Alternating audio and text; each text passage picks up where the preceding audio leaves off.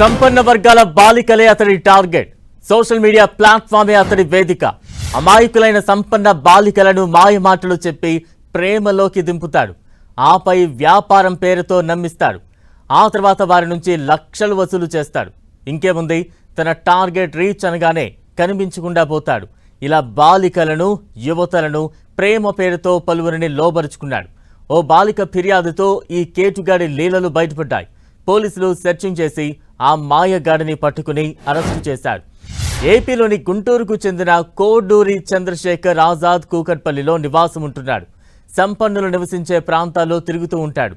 జూబ్లీహిల్స్కు చెందిన ఓ బాలికను చంద్రశేఖర్ ఆజాద్ ఎలియాస్ అర్జున్ ఇన్స్టాగ్రామ్లో పరిచయం చేసుకున్నాడు. ప్రేమిస్తున్నానంటూ వెంటబడ్డాడు. తరచూ ఇద్దరు ఏకాంతంగా కలుసుకునేవారు.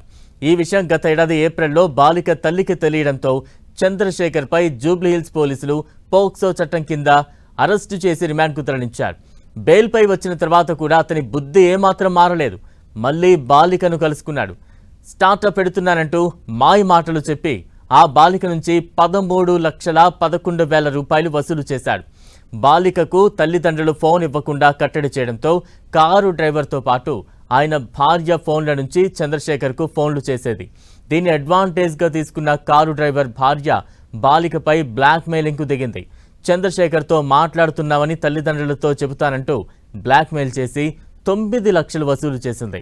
ఆమెపై కూడా పోలీసులు కేసు నమోదు చేశారు. ఓవైపు బాలికతో ప్రేమ పేరులో మాయలో ఉచ్చునే మరోవైపు నార్సింగికి చెందిన మరో యువతితో చంద్రశేఖర్ ప్రేమ వ్యవహారం నడిపాడు. ఇలా 2 నుంచి 3 యువతులను ప్రేమలోకి దింపి వారిని మోసగించి లక్షల్లో డబ్బులు లాగేశాడు. ఓ కారు కూడా కొనుగోలు చేసి అమ్మాయిలతో తిరుగుతూ తాను ధనవంతుడినంటూ నమ్మబలికేవాడు. బాధిత బాలిక ఇచ్చిన ఫిర్యాదు మేరకు పోక్సో చట్టం కింద జూబ్లీహిల్స్ పోలీసులు రెండోసారి చంద్రశేఖర్ను రిమాండ్కు తరలించారు. ప్రేమ పేరుతో తనను మోసం చేశాడంటూ చంద్రశేఖర్పై మరో యువతి జూబ్లీహిల్స్ పోలీస్ స్టేషన్లో ఫిర్యాదు చేసింది. తనను నమ్మించి బంగారు గొలుసు కూడా తీసుకున్నాడని ఆరోపించింది. ఈ మేరకు నిందితుడిపై పోలీసులు BNS సెక్షన్ 69, 318(2) కింద కేసు నమోదు చేసి 0 FIRను నార్సింగ్ ఠాణాకు బదిలీ చేశారు. ప్రేమ పేరుతో చంద్రశేఖర్ ఇప్పటివరకు సుమారు 10 మందిని మోసగించినట్లు దర్యాప్తులో తేలిందని పోలీసులు తెలిపారు.